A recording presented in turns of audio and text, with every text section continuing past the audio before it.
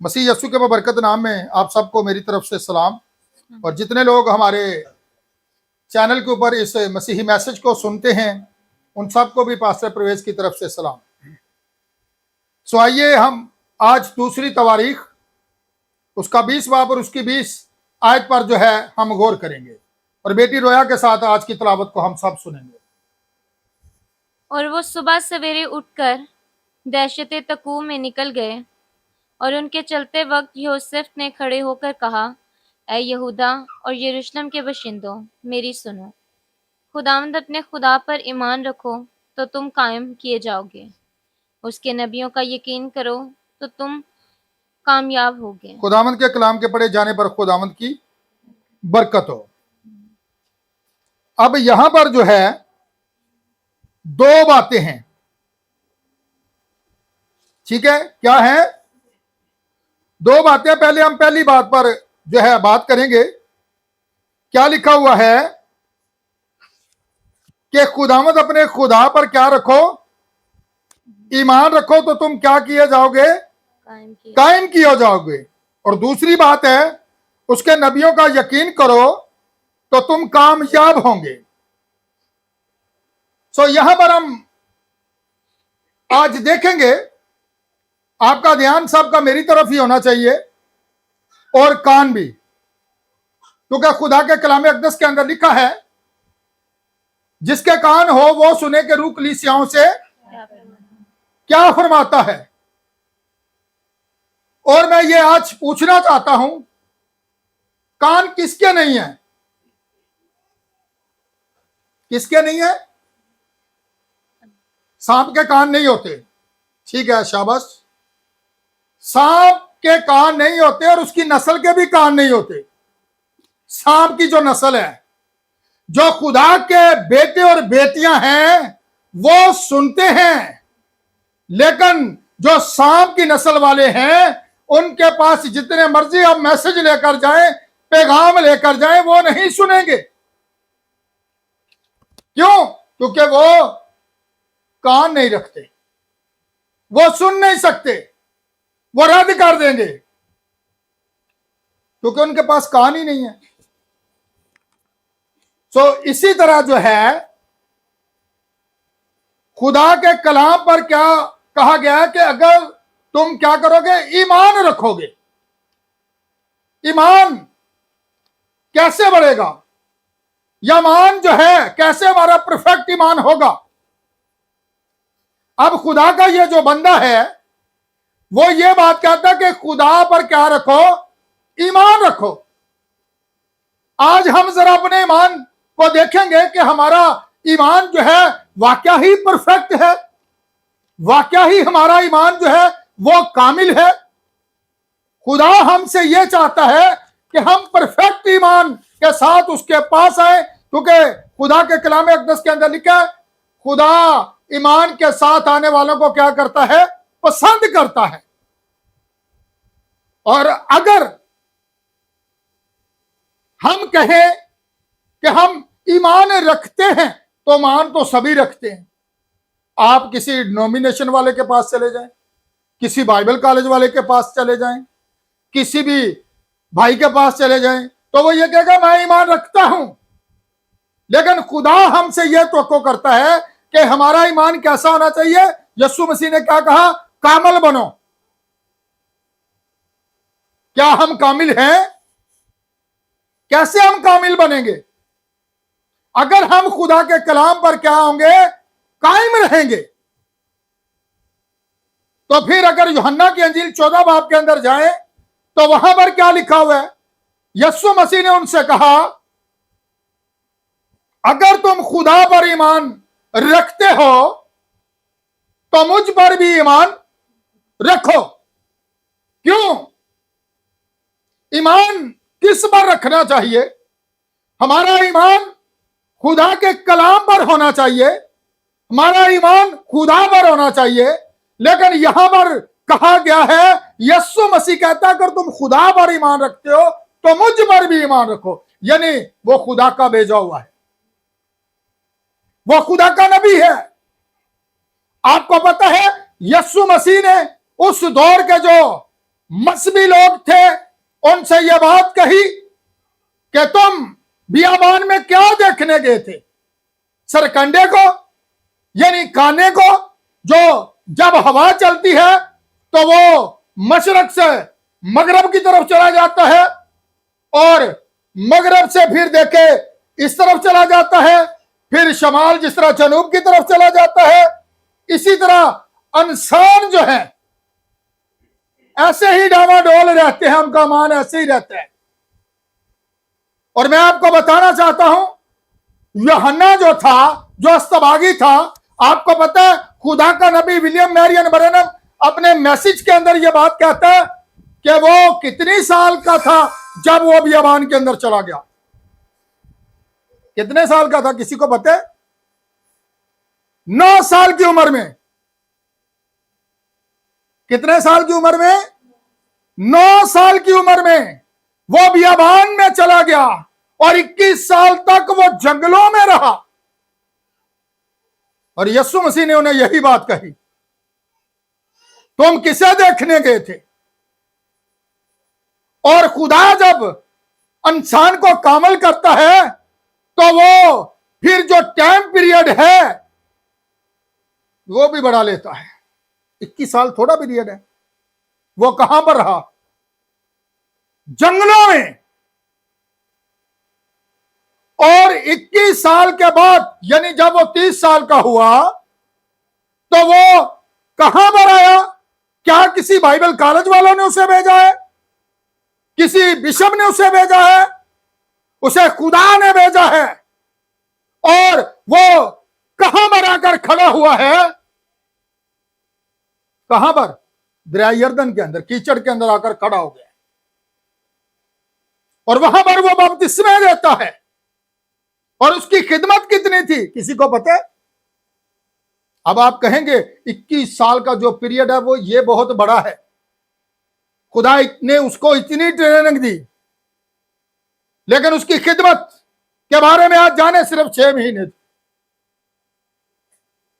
यूहन्ना की खिदमत सिर्फ 6 महीने थी और वो नबी था। और यहां पर अगर हम गौर करें, लिखा नबियों का यकीन करो। नबियों को किसने भेजा है? खुदा ने। यीशु मसीह ने यह बात कही, अगर कोई मेरे भेजे हुए को कबूल करता है तो वो मुझे कबूल करता है। अगर हम यीशु मसीह के भेजे हुए को कबूल नहीं करते तो इसका मतलब है हम यीशु मसीह को रद्द करते हैं, हम उस पर ईमान नहीं लाते जिसे खुदा ने भेजा है। और मैं आपको बताना चाहता हूं कि जो खुदा का खादम होता है, अगर वो मुतमिन है और जो चर्च है, जो कलीसिया है, वो भी अगर मुतमिन है तो फिर इसका मतलब है कि वो परफेक्ट है। अगर खादम ही मुतमिन नहीं है तो फिर चर्च कैसे मुतमिन होगा? दोनों को जो है मुतमिन होना चाहिए, दोनों का ईमान इस कदर कामल होना चाहिए, तब जाकर हमें जो है पता चलेगा कि हमारा ईमान वाकया ही कामल ईमान है। मरकस की अंजील के अंदर हमें मिलता है कि एक औरत थी जो कि 12 बरस से बीमार थी और उसने पता नहीं कितनी डिनोमिनेशनों के अंदर जाकर दुआ करवाई होगी, बड़े बड़े फकीर फरीसियों के पास गई होगी, लेकिन कहीं से उसे शिफा नहीं मिली। लेकिन बड़े बड़े डॉक्टरों के पास गई होगी, डॉक्टर उसके लिए जो है कुछ भी कर ना सके। बड़े बड़े तबीबों के पास गई, लेकिन वो लाइलाज करार दे दी गई थी। लेकिन उसका ईमान देखिएगा कैसा ईमान था उसका। इसे कहते हैं परफेक्ट ईमान। उसने हिम्मत नहीं हारी, वो वहां पर बैठी नहीं रही। उसका ईमान था कि अगर मैं यीशु मसीह की पोशाक का किनारा ही छू लूंगी तो मैं क्या करूंगी? जैसा तुम चाहोगे तुम्हारे लिए वैसा ही होगा। तुम्हारे लिए कोई भी जो बात है वो नामुमकिन ना होगी। कब? जब तुम क्या करोगे? उसके कलाम पर कायम रहोगे। यकीन करो। अगर आप यकीन नहीं करते, साइंस की बात कर रहे थे हम, साइंस जो है वो तजर्बे से देखी चीजों का तजर्बा करती है और अपने तजर्बे से उसे साबित करती है। लेकिन ईमान को जो है वो अनदेखी चीजों का यकीन करता है। ईमान जो चीजें हमें नजर नहीं आती, हम उसका यकीन करते हैं। हम ईमान रखते हैं कि ये चीजें वजूद में, खुदा ने कलाम किया और हर एक चीज वजूद में आ गई। आपको पता है दुनिया कैसे बनी? तो मरकज की इंजील के अंदर बताने का मेरा मकसद यह है कि किस तरह जो है उस औरत का ईमान जो था इस कदर परफेक्ट था, कामल था कि मैं यीशु मसीह की पोशाक का किनारा छू लूंगी तो मैं क्या करूंगी? शिफा पा जाऊंगी। विलियम ब्रैनम जो खुदा का नबी है, लोग कहते हैं एक गोरे ने ना नबी बना लिया। क्या किया है? बड़े सारे लोग तस्वीर लगाने से भी डरते हैं। लोग क्या कहेंगे कि इन्होंने नबी की तस्वीर लगाई हुई है। लेकिन वो ये बात भूल जाते हैं, नबी के जो सर के ऊपर है होली गोस्ट, लोग उसे नहीं देखते कि कैसे वो नबी के सर के ऊपर आया हजारों लोगों के दरमियान। तो नबी का एक मैसेज है कि फरिश्ता क्यों कर मेरे पास आया। आपको पता है 1946 के अंदर मई के महीना के अंदर फरिश्ता विलियम ब्रैनम के पास आता है और उसे अगर पैगाम देता है कि अगर तू लोगों को कायल कर सका कि वो तेरी इस बात का यकीन करें, तुझ पर ईमान रखे कि तू वाकया ही क्या है, खुदा का नबी है, तो फिर तेरी दवा के आगे जो है कोई कैंसर भी ठहर ना सकेगा। और मैं बताना चाहता हूं, एक बहन थी, उसका बच्चा जो था उसकी डेथ हो गई और 24 घंटे का उसने सफर किया। मुर्दा बच्चे को उसने अपने कंधे के साथ लगाया और वो वहां पर पहुंच गई जहां पर विलियम ब्रैनम मुनादी कर रहा था। और जब वो वहां पर, उसका ईमान था, फरिश्ता ने यह बात उसे कही थी, अगर तू उन्हें इस बात का यकीन दिला सके, तू साबित कर सके, तो तेरी दुआ के आगे कोई भी चीज ठहर ना सके। तो जो बच्चा मरा हुआ था, जब उस कुर्सट के अंदर लाया गया, दुआया कतार के अंदर लाया गया, तो वो बच्चा जिंदा हो गया। ये क्या था? ये था परफेक्ट ईमान। ये उसका ईमान उसे खींच कर वहां पर ले आया। यह था कामिल ईमान जो खुदा हमसे तवक्को करता है कि खुदा के पास आने वाले को क्या करना चाहिए? ईमान लाना चाहिए। अगर हमारा ईमान के पीछे डर है तो फिर इसका मतलब है हमारे पास ईमान है ही नहीं। जब इंसान की जिंदगी के अंदर डर आ जाता है ना, तो ईमान खत्म हो जाता है। ईमान जो है वो ना तो बीमारी को देखता है, ईमान जो है ना वो बला को देखता है, ईमान जो है ना वो काले जादू को देखता है। ईमान जो है, आज तक किसी ने बुखार चढ़ जाए ना तो पता कहते जादू कर देता है। किसी को बुखार हो जाए ना, अक्सर हम लोगों के घरों के अंदर जाते हैं, बहुत कुछ सुनने को मिलता है, किसी ने हमारे ऊपर जादू कर दिया, बुखार हो गया तो जादू हो गया, हमारे ऊपर किसी ने काला जादू कर दिया।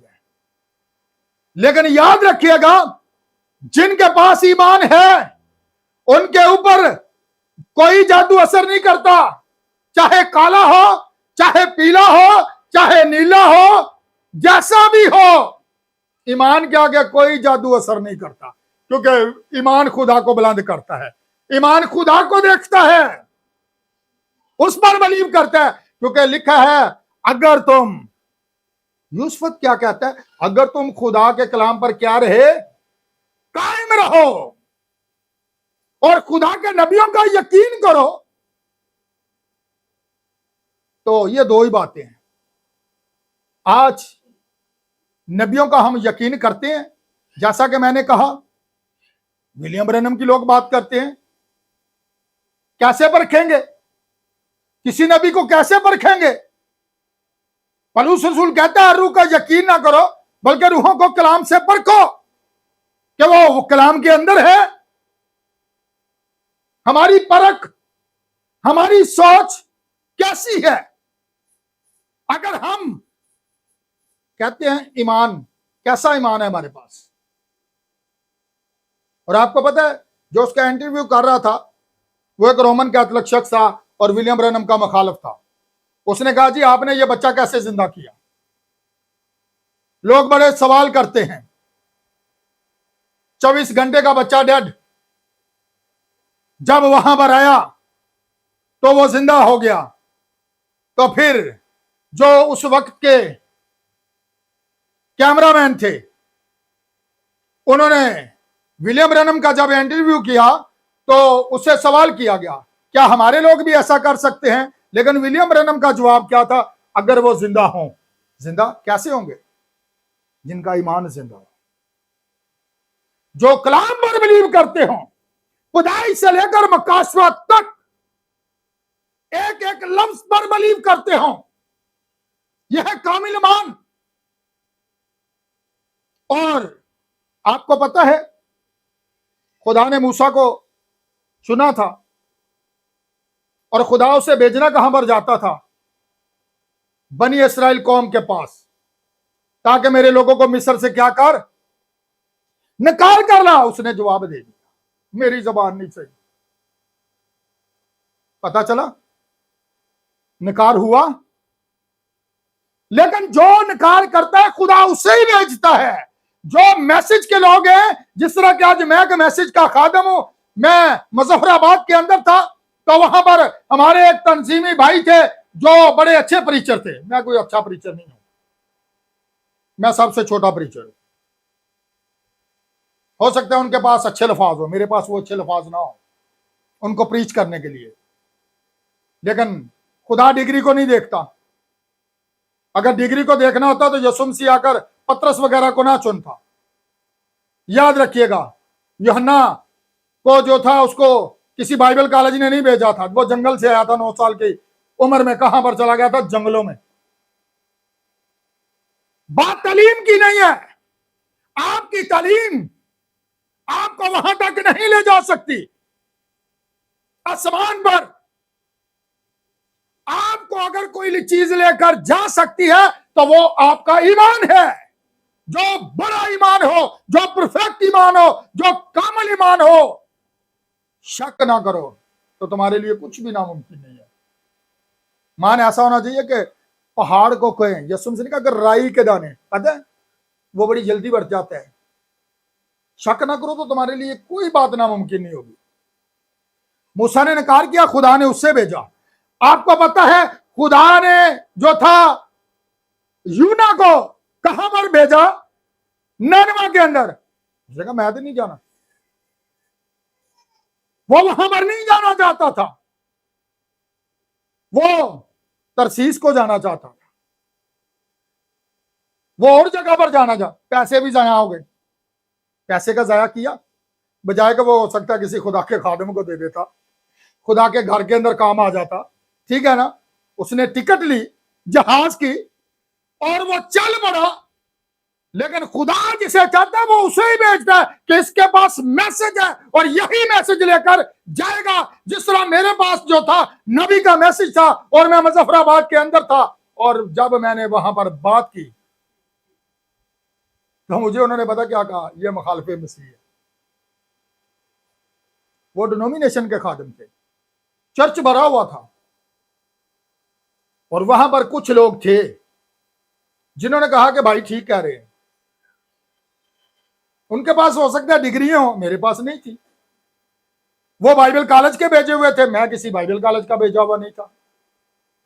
ठीक है, लेकिन बात वो है जो खुदाई से लेकर मकाशवा तक हम इसके एक एक लफ्ज पर बिलीव करते हैं, ईमान रखते हैं। बिलीवर का मतलब क्या है? कलाम पर बिलीव करना। उसके आगे दूसरा मकसद क्या है? आप सब बिलीवर हैं जी, क्या मतलब है बिलीवर का? बिलीवर को पता होना चाहिए मेरा मकाम क्या है। हम कहते हैं हम बिलीवर हैं, ठीक है, हम नबी के मैसेज को हमने कबूल किया, लेकिन जो नबी के नाम से नबी को कबूल करता है वो अपना अजर पाएगा। याद रखिएगा। अगर आप देखना चाहते हो हवाला एक और देखेंगे, आगे निकालिए जरा, फिर आगे बढ़ेंगे जी। लूका 24:25 क्या लिखा हुआ है? यीशु मसीह ने क्या कहा? अभी हमने दूसरी तवारीख के अंदर भी पढ़ा, उन नबियों का यकीन करो जिन्हें खुदा ने भेजा है। हम नबियों का तो यकीन नहीं करते, हम कहते हैं कोई को गोरे दी फोटो ला ले। ठीक है, जिसे खुदा भेजता है, खुदा साबित करता है जी। लूका 24 बाब की 25 आयत को जरा पढ़िएगा, क्या लिखा हुआ है? रोया बेटी के साथ मिलकर पढ़ेंगे। उसने उनसे कहा, ऐ नादानो। अब किसने उनसे कहा? यीशु मसीह ये बात जी, आप पढ़िएगा। उसने उनसे कहा, ऐ नादानो। उसने उनसे कहा, ऐ नादानो।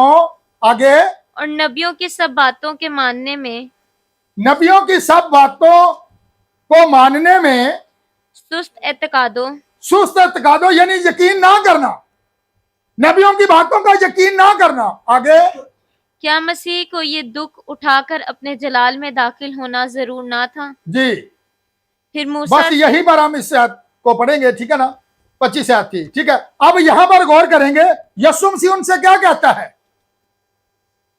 ऐ सुस्त एतकादो, नबियों की बातों पर यकीन ना करना। सुस्त क्यों है? वो अपनी तालीम पर फख्र करते हैं, जो साइंसी तालीम उन्हें दी गई है। ये उन दौर के फकी और फरीसियों से यीशु मसीह मुखातब है, वो उनसे कलाम कर रहा है, क्योंकि जिन्हें खुदा भेजता है तुम उनकी बातों पर एतकाद नहीं करते, यकीन नहीं करते, उन्हें रद्द करते हो, उनका मर्डर कर देते हो, उनका कत्ल करते हो और उनके मकबरों को संवारते हो। यीशु मसीह ने ये नहीं कहा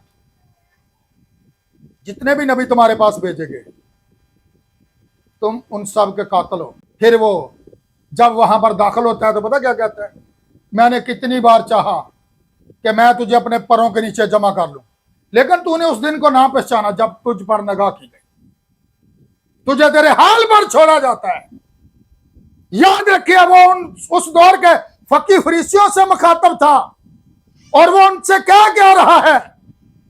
क्या फकी फरीसी उस पर ईमान नहीं लाए थे? वो ईमान लाए थे, वो ईमान लाए थे, लेकिन यीशु मसीह को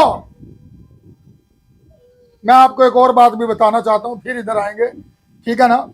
एक भाई था, तो वो हवा के मुखालिफ तरफ जा रहा था, ठीक है, और उसके बाल बड़े बड़े थे।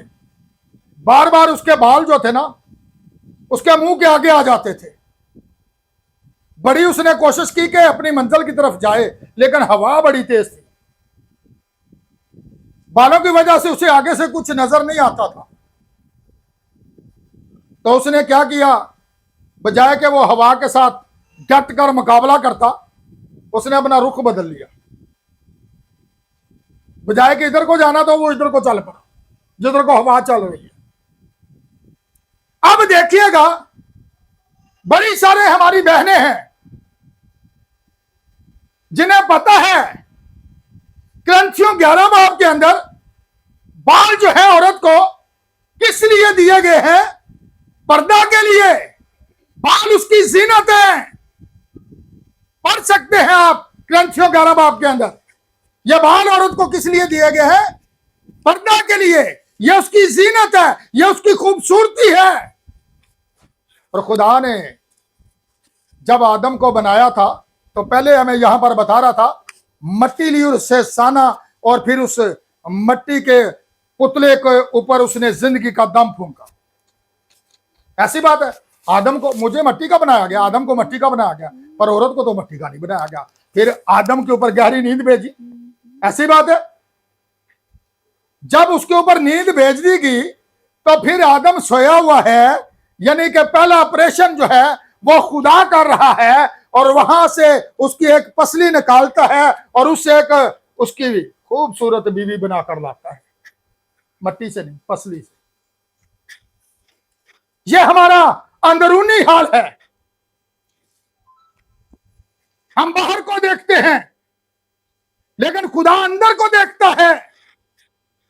और जब खुदा जो था वो उसे उसके पास लाया, आदम के पास, तो कितना मेकअप कर कर लाया था, मैं जरा पूछना चाहता हूं। आज जैसा उसने बनाया था वैसा ही लाया था। तो आदम ने जब उसे देखा तो क्या कहा, ये तो अब मेरी हड्डियों में से हड्डी और मेरे गोश्त में से गोश्त है। इसी तरह एक भाई था, उसकी शादी हुई तो उसकी बीवी ने 75,000 रुपए के खर्चा किया अपने ऊपर और एक ब्यूटी पार्लर पर चली गई। लेकिन जो वो रात को दिख रही थी, सब सुबह जब दिन निकला तो उसने कहा ये कौन है? कहा ये आपकी बीवी है। उसने कहा मैं नाम देना चाहता हूं जिसने इसे तैयार किया। उसने पता क्या किया? आईफोन का डब्बा लिया। क्या किया? आईफोन का खाली डब्बा लिया और 3310 मोबाइल लेकर, और जो बटनों वाला होता था, नया नया जब आए थे मोबाइल, ठीक है ना, 3310 उसने लिया और उस डब्बे के अंदर पैक किया और वो उस ब्यूटी पार्लर वाले के पास पहुंच गया। उसने कहा मैं आपको गिफ्ट देना चाहता हूं। वो बड़ी खुश, आईफोन मिल गया। जब डब्बा खोला तो उसने कहा ये आपने मुझे क्या दिया है? ये तो 2 नंबरी है। उसने कहा आपने मेरे साथ कौन सी 1 नंबरी की है? आपने मेरे साथ 2 नंबरी नहीं की, रीजनल चीज नहीं दी, मुझे धोखा दिया है।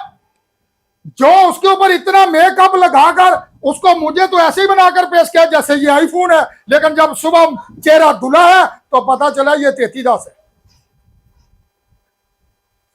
ये आपने मेरे साथ धोखा किया है। खुदा ने रीजनल बनाया है। मेरी बेटी, मेरी बहन, खुदा ने आपको मुकम्मल बनाया है, लेकिन आपको अपने ऊपर बिलीव नहीं है। आप जब भी शीशे के सामने जाएं, आईने के सामने जाएं, तो आप कहें मैं सबसे ज्यादा खूबसूरत हूं। खुदा ने आदम को खूबसूरत नहीं बनाया, औरत को खूबसूरत बनाया है। याद रखना, आदम तो मिट्टी का बना, लेकिन औरत उसकी पसली में से अंदर से निकाल कर लाया, उससे खूबसूरत है। और खुदा ने कहा अच्छा है। अब देखिएगा, हमें बिलीव ही नहीं होता इस बात पर, ठीक है। हम लोगों की बातों पर चलते हैं। पसली आपको नजर आएगी। अब भाई खुदा ने आपको खूबसूरत बनाया, लेकिन उसे इस बात पर यकीन ही नहीं है। नबियों की बातों का यकीन करो, जो नबी कहते हैं उस बात को मानो। नहीं जी, मैं नबी दी इस गल नूं नहीं मानता। क्यों नहीं भाई मानते? क्या ईमाल की किताब 2 बाब की 37 और 38 पढ़िएगा, क्या यह गलत है? मैंने पहले कहा नबियों की बातों का यकीन करो। आप क्यों यकीन नहीं करते? कलाम पर कायम रहो, जो कलाम कहता है, और कलाम खुदा है। अगर आप इससे रद्द कर रहे हैं और इधर उधर की डिनोमिनेशनों की तरफ जा रहे हैं, जिस तरह वो बहन चली गई थी ब्यूटी पार्लर पर, खूबसूरत नजर आना चाहती थी।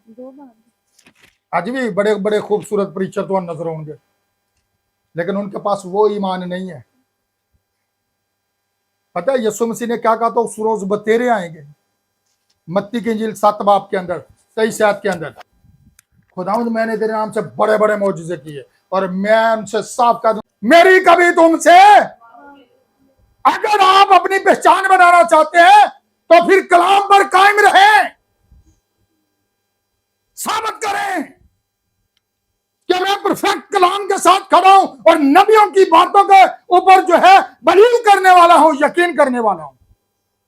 क्या लिखा हुआ है? पढ़िएगा जरा। जब उन्होंने ये सुना, किन्होंने यह सुना?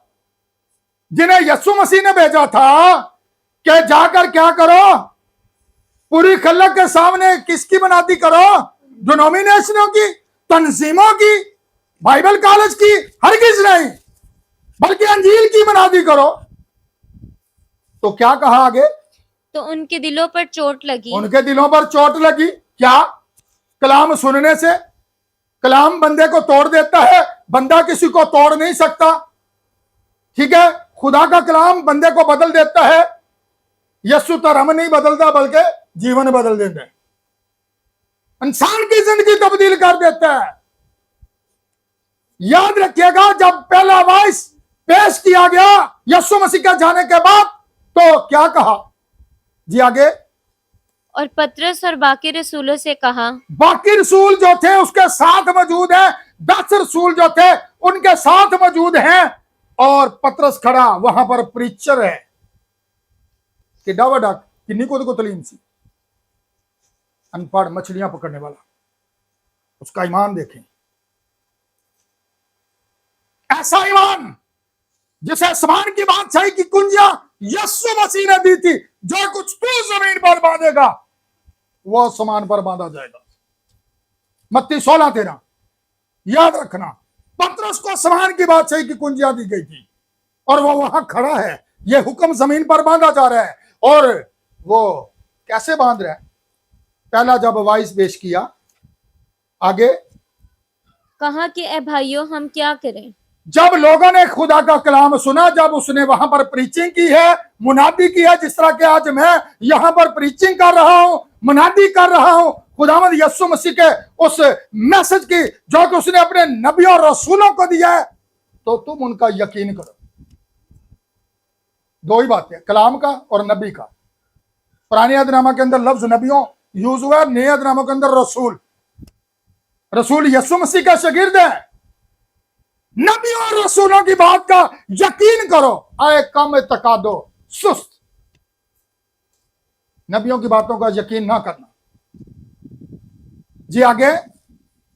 पतरस ने उनसे कहा जी। कि तौबा करो और तुम में से हर एक अपने गुनाहों की माफी के लिए यीशु मसीह के नाम पर बपतिस्मा ले। नहीं जी, आज जो आंदे ने सही नहीं हैगा, ये तो दुरुस्त नहीं हैगा। क्यों? कि वो नबियों रसूलों की बातों को बिल्कुल यकीन नहीं करते। यह दुरुस्त नहीं है। यह एक अब्दी फैसला है।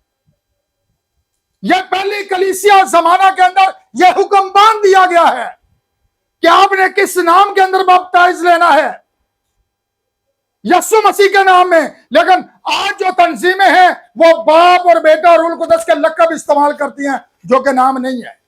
नाम यीशु मसीह है। इस नाम के अंदर यह अब्दी वादा था, याद रखिएगा। क्या हम इस पर बिलीव करते हैं?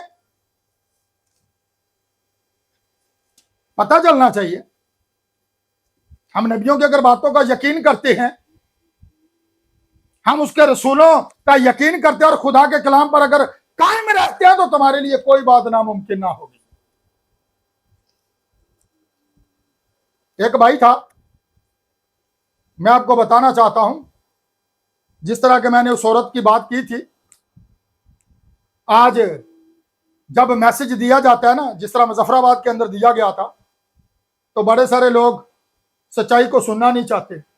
बजाय कि वो सीधा यीशु मसीह की तरफ जाएं, वो तंजीमों की तरफ रुख कर लेते, क्योंकि आगे बहाल आ रहे हैं ना, आगे से रास्ता नजर नहीं आ रहा उनको। जब हवा चलती है तो वो जिधर को मर्जी उनको उड़ा कर ले जाती है। ऐसे मिशन जो निकले थे दूजी चुड़ गए, उधरों निकले थे वो तीसरी मिशन च जा बड़े, जिधरों वेख्या कोई माल बहुता आंदा उधर चुड़ गए।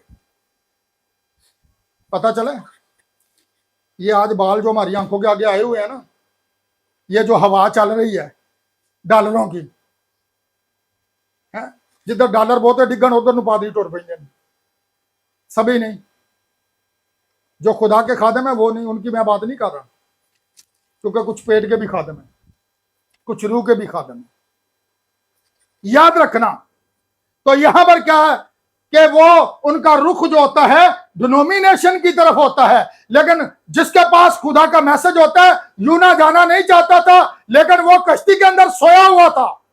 खुदा ने कहा था मैं तुझे भेजूंगा, ननवा के अंदर तू ही मैसेज को लेकर जाएगा, तू ही पैगाम को लेकर जाएगा। क्या खुदा ने अपना इरादा बदला? खुदा ने कहा तू ही जाएगा। उसने पैसे भी जाया किए, किए ना जाया, जहां जाना चाहता था वो नहीं गया। खुदा ने कहा फिर बात चाहता मनु छोड़ दो, ये तूफान मेरी वजह तो समझ गया, ये तूफान मेरी जगह वजह तो आया है क्योंकि खुदा मैनू इधर निकलना चाहता ही तो मैं इधर ਨੂੰ जाना चाहता हूं, पैसे भी जाया। तो फिर खुदा ने ਉਹਦੇ सवारी तैयार कर दी। कैसी सवारी सी? उन्हें कहा सुट दियो। 3 मरतबा कुरा डाला गया तो उदो ही निकलता सी ना। जो सुटिया तो फिर मछली के मुंह च चला गया। कितनी मसाफत सी फिर? 3 दिन की। 3 दिन तक वो वहां मछली उसे उस शहर में ले गई जहां पर खुदा उसे भेजना चाहता था। अगर खुदा ने मुझे मैसेज का खादम बनाया तो लोग अगर मुझे मुखालफे मसीह कहते हैं या जो कुछ भी कहते हैं, आज हमें इन बातों के लिए फिक्रमंद होने की जरूरत नहीं है। यीशु मसीह ने कहा अगर मेरे नाम के सबब से लोग तुम्हें बुरा भला कहते हैं तो तुम खुशी मनाना, क्योंकि आसमान पर तुम्हारा अजर बड़ा है, क्योंकि उन्होंने तुझे नहीं बल्कि मुझे रद्द कर दिया है। एक भाई था, उसका बड़ा ईमान था। आज मैं बताने लगा हूं। एक भाई हमारे पास भी आया था जो कह रहा था खुदा सब कुछ देता है। उसने कहा भाई ये आपको किसने दिया? मैंने कहा भाई ये जो कुछ है ये सब कुछ खुदा का, मैं तो खाली इसका मुख्तार हूं। ये जो जगह है ये मुझे खुदा ने दिया है, ये जो रुपया पैसा है मुझे खुदा ने दिया है, ये जो लाद है ये मुझे खुदा ने दिया है, ये जो बरकतें हैं ये सब मुझे खुदा ने दी हैं, ये सेहत जो तंदुरुस्ती दी है ये मुझे खुदा ने दी है। वो आगे से हंसना शुरू हो गया, ये कैसे हो सकता है? मैं क्या और खुदा किस तरह देगा कि चुप करके अंदर बैठो तो छत पाड़ के खुदा थले पैसे सुट देगा? क्या ला मेरा बच्चा तू खा पी, मेहनत करें। और वो भाई था, वहां पर सलाब आ गया, पहली टीम आई, उसने ऐलान किया कि ये घर खाली कर दे, एक बहुत बड़ा सलाब आ रहा है। उसने कहा मेरा खुदा मुझे बचाएगा। सब चले गए, वो एक बंदा वहां पर अपनी जिद ते अड़ गया। उन्होंने कहा मेरा खुदा मनु बचाएगा। पानी और लग गया, आ गया कर दे। खुदा ने जो उसके हमसाए थे वो आए, उन्होंने दरवाजे पे दस्तक दी, और भाई पानी साथ आ गया, साथ वाले घर में निकलने वाली बात कर। उसने कहा मेरा ईमान बड़ा है, तो क्या आज हम परफेक्ट ईमान की बात कर रहे हैं। मेरा बड़ा ईमान है, खुदा मुझे बचाएगा, मैं तो यहां से नहीं जाऊंगा। पानी घर के अंदर दाखिल हो गया, पानी इत्थे तक आ गया। उत्ते एक हेलीकॉप्टर आ गया, गुड़ गुड़ गुड़ गुड़ गुड़ करदा, ठीक है। उत्तों आया, उन्हें कहा यार रस्सा सुटिया थले फड़ तू उतर आ जा। उसने कहा मेरा ईमान बड़ा है, खुदा मुझे बचाएगा। फिर ही डुब के मर गया। जिस तरह असं कदी कदी कहने गुजरा जा डुब के मर परा, पानी इन्हों को लिया तो नक डुब मर जा जाके, जिन्नी देर ना हुई है। उत्ते टुर गया खुदा को। खुदावंद मैं तेरे ते इन्ना बिलीव किया, मैं ते खलोता रहा, इन्ना मेरा ईमान से। खुदा ने क्या, वो जी पहली टीम आई सी उन्होंने तो मैं ही भेजा सी। है खुदा भेजता है, खुदा ने भेजा पहली टीम को कि इसे बताओ पानी आने वाला है, यहां से छोड़ के पीछे हट जाओ। खुदा ने कहा तू बड़ा ठीठ सा है, पहला बंदा मैं ही भेजा ही तेरे को। फिर जरा तेरा गुआंढी आया सी हमसाया, उन्हें आके तेन दसिया ना भी पानी नाल वाले घर च आ गया, तो छड़ दे ते परा हो जा, पानी आ गया। खुदा क्या तू फिर भी ठीठ सा, उन्होंने भी मैं ही भेजा। खुदा ने जो तेरे गले गले पानी आ गया तो फिर हेलीकॉप्टर वाले भी मैं ही भेजा। है 3 मौके तेन दिते ने, लेकिन तू है ही ठीठ से। ठीक है, खुदा जब किसी को बचाता है तो अपने खुदाम को बेचता है, अपने लोगों को बेचता है, ताकि वो मुनादी करे और लोग बच जाएं। हम बता रहे हैं आपको दुनिया के ऊपर आग नाज़िल होने वाली है। अगर आप फिर भी नहीं हटते, उस अपनी राह को नहीं बदलते, तो फिर इसका मतलब आप हलाक हो जाए। ये जिद्दी होते हैं, ये डीठपन है। आज जब हम मैसेज लेके किसी के पास जाते हैं, लोग कहते हैं अपनी फिक्र करो, हम ठीक है। कौन? ये आज की तंजीमें, ये तंजीमों की हालत है। जब खुदा का मैसेज जो आखिरी जमाना के अंदर खुदा के नबी के वसीला दिया गया है, ठीक है, नबी का मैसेज है कामल बनो, ठीक है। और एक ये है, और ये नहीं जानता, मैं सबके रेफरेंस नहीं दे सकता, ठीक है, मैं सिर्फ चंद एक बातें जो था मैं कोड वो आपके आगे नबी के शेयर कर रहा हूं, ठीक है। और याद रखिएगा, हन्ना के मान को याद रखिएगा, उसने पादरी को नहीं देखा, पादरी की परवाह नहीं की, उसने ये नहीं देखा लोग मुझे क्या कहेंगे। खादम ने यह समझा कि यह नशा की हालत में है, लेकिन उसने कहा आज मैं आई हूं तो आज मैं खुदा से जो है बेटा लेकर जाऊंगी। और उसका ईमान इस कदर बड़ा था, खुदा ने उसे सैमुअल जैसा बेटा अता कर दिया। यह होता है बड़ा ईमान, यह होता है परफेक्ट ईमान, यह होता है कामिल ईमान। जैसा तुम चाहोगे तुम्हारे लिए वैसा होगा। हन्ना आई और खुदा से बेटा लेकर चली गई। याद रखिएगा, ईमान शक नहीं करता, ईमान यकीन करता है। तो यहां पर हम देखते हैं,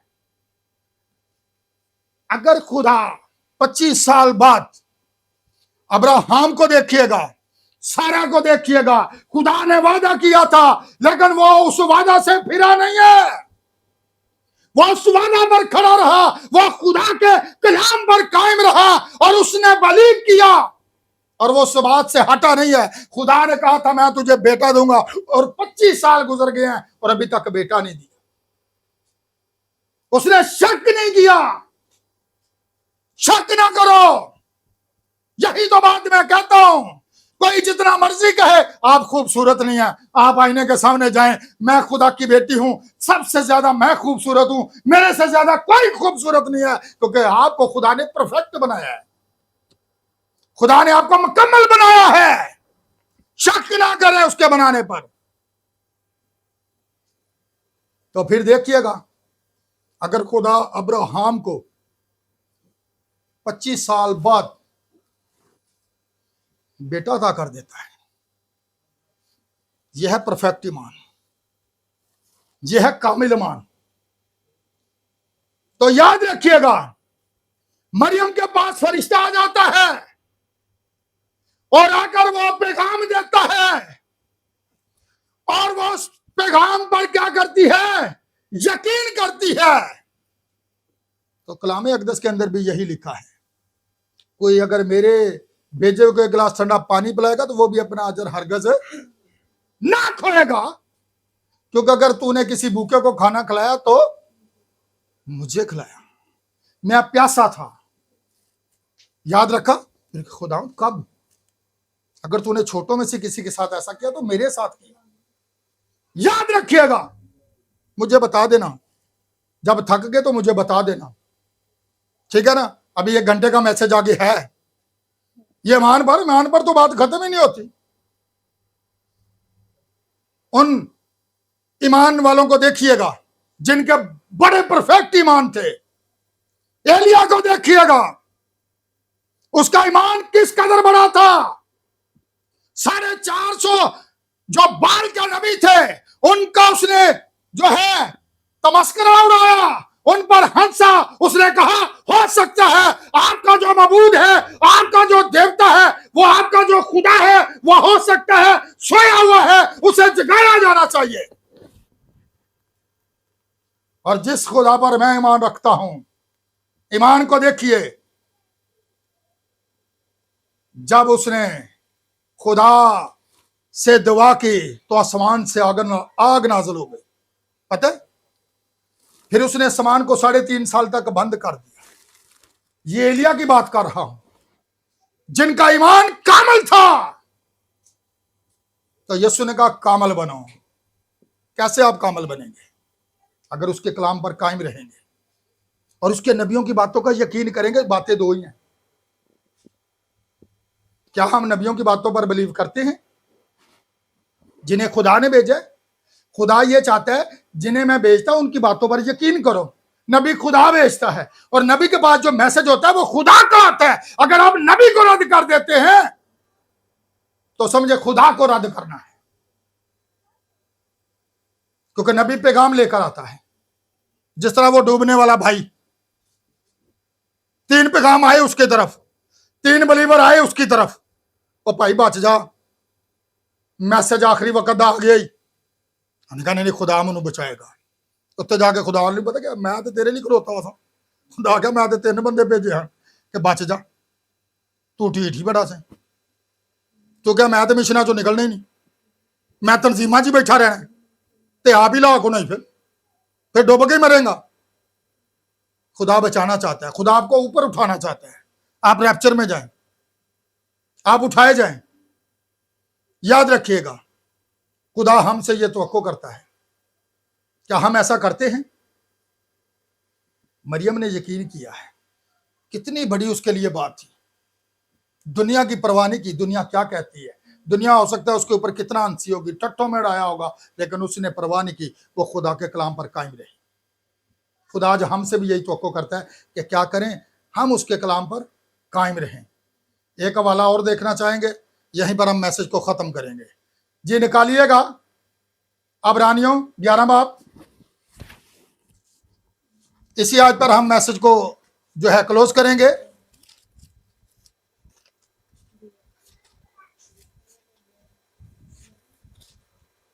जी क्या लिखा हुआ है? पहली आयत है 11 बाब की। जी, अबरानियों 11 बाब और पहली आयत से, बस पहली आयत को पढ़िएगा।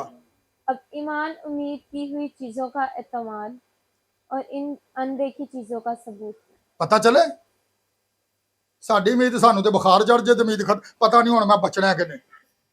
पादरी साहब दुआ करियो, हुण पता नहीं जे मैं बचना है कि नहीं। साडा ईमान जे उधरों निकलिया तो दूजे पादरी को टुर गया। पादरी साहब दुआ करियो, ये केड़ा ईमान लई फिरदे हो तुसीं? तो शाम नूं आ के आंदे हो मेरे जिड्डा वड्डा ईमानदार ही कोई। हमारा ईमान जो है क्या है? सबसे बढ़कर है। अनदेखी चीजों का यकीन। फिर जी मनु कैंसर है, 10 साल हो गए कैंसर जाने, यीशु मसीह दे नाम आज खत्म हो जाएगा। ईमान रख, तो रोज उठ के यही कहना है, खुदावंद ने मुझे शिफा दी है, उसने मुझे शिफा दी है। पता है कि भाई विलियम ब्रनम की मीटिंग के अंदर आया था और वो अंधा था, देख नहीं सकता था, लेकिन विलियम ब्रनम ने उसे कहा था कि तुझे शिफा मिल गई है, तूने बस यही कहना है कि खुदा ने मुझे शिफा दे दी है। लेकिन आपको पता है, वो एक दिन हजाम की दुकान के ऊपर बैठा हुआ था, तो वो हजाम हो सकता है उस पर हंस रहा था, ये कहता है कि मुझे शिफा मिल गई, आंखें तो इसकी अंधी हैं। 6-7 दिन तक वो ऐसे ही करता रहे और 7वें दिन उसकी नजर खुल गई। ईमान जो परफेक्ट ईमान हो, वो खुदा को देखता है, वो अनदेखी चीजों का यकीन करता है। ठीक है, आपको पता है एक कनानी औरत किसके पास आई थी? यीशु मसीह के पास। और यीशु मसीह ने पता क्या कहा था? ऐसा ईमान मैंने इस्राएल के अंदर भी नहीं देखा। उसके ईमान की तारीफ की गई है। कैसा ईमान? हालांकि वो गैर कौम से आई थी। यीशु मसीह ने कहा था कि मेरे पास जो खुराक है ये इन यहूदी लोगों के लिए है। तो उसने कहा जरूरी नहीं है कि मालिक, कुत्ते भी तो उन्हीं टुकड़ों में से खाते हैं जो उनके मालिकों की मेज से गिरते हैं। यीशु मसीह ने कहा बच्चों की रोटी लेकर कुत्तों को डाल देना रवा नहीं है, यानी कि इस्राएल बच्चे हैं, याद रखना। कुत्ते गैर कौम थे। उसने कहा खुदावंद, हाँ, कुत्ते भी तो उन्हीं टुकड़ों में से जो बच जाते हैं खाते हैं। और यीशु मसीह ने कहा कोई टुकड़ा जाया ना हो। पता है कितने टुकड़े उठाए गए थे, और ये टुकड़े आज कलाम की सूरत में हमारे हाथों में है, और जिंदगी की रोटी यीशु मसीह है। याद रखिएगा,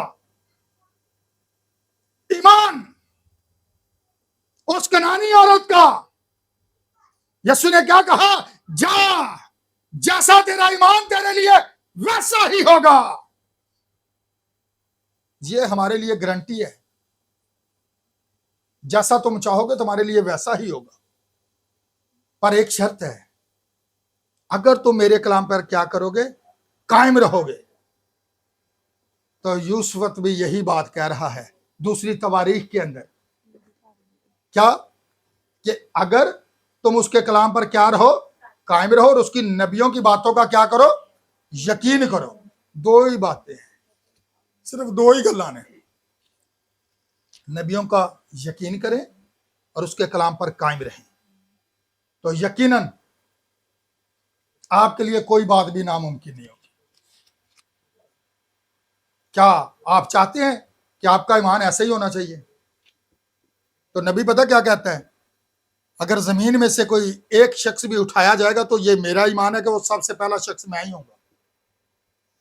उठाए जाने के लिए बहुत बड़े ईमान की जरूरत है। असि तो अज बीमार हो जाइए ना तो 4 पादरियों को दुआ करा लेने, पहले उस पादरी को इत्थों पता लग जाए साडा ईमान ही कोई।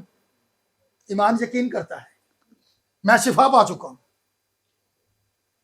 ठीक है। तो जैसा हम जब ईमान रखेंगे तुम्हारे लिए वैसा होगा। अगर हम नहीं कहेंगे, शक जी रवांगे, इथों हुण मेरे को दुआ करा ली, पासा मेरा बड़ा मान है, झट को बाद उन्हें एक होर पादरी का पासा मैं दुआ करियो, तो इत्थों पता लग जाता तुहाडा मान ही कोई नहीं। तुहाडे अंदर डर काम कर रहा है। मान डरता नहीं है। दाऊद डरा था, जाति जूलियत के मुकाबला में निकला था ना, सब डरे हुए थे, लेकिन उसका ईमान बड़ा था, बच्चा था, बड़ा कद्दावर सूरमा, पूरा इसराइल डरे। आज एक बच्चे ने जाकर ललकारा, तू जिंदा खुदा की फौजों की फजीयत करने वाला होता कौन है? किसी का दिल ना घबराए। ये जंग ईमान की थी। कैसा ईमान था? ईमान कद्दावरों को नहीं देखता, ईमान बड़े बड़े दुश्मना सुरमाओं को नहीं देखता, बल्कि ईमान खुदा को देखता है। और दाऊद के अल्फाज थे कि आज ही खुदा तुझे मेरे हाथ में कर देगा। जैसा उसने कहा वैसा हुआ। यह था अनदेखी चीजों का यकीन। और खुदा आज हमसे भी यही तवक्को करता है कि हम उसके कलाम पर क्या करें, कायम रहें, ठीक है। उस दौर के जो फकी फरीसी थे, मैं आपको बताना चाहता हूं, वो यीशु मसीह पर ईमान लाए थे, लेकिन सलीब पर चढ़ाने वाले भी वही थे। पता है कौन थे उस दौर के? फकी और फरीसी। इस जमाना के अंदर भी बड़े हैं, मजहबी थे। वो कहते थे हम खुदा की इबादत करते हैं, लेकिन उसी खुदा को रद्द कर रहे थे जो उनके सामने खड़ा था, ठीक है। खुदा आप सबको बड़ी बरकत दे आज के मैसेज के वसीला, और जितने लोग भी इसे यूट्यूब के ऊपर सुनते हैं और आगे शेयर करते हैं, लाइक करते हैं और सब्सक्राइब करते हैं, उन सब के लिए भी हम खुदा से बरकत को चाहेंगे। आए हम दुआ करें।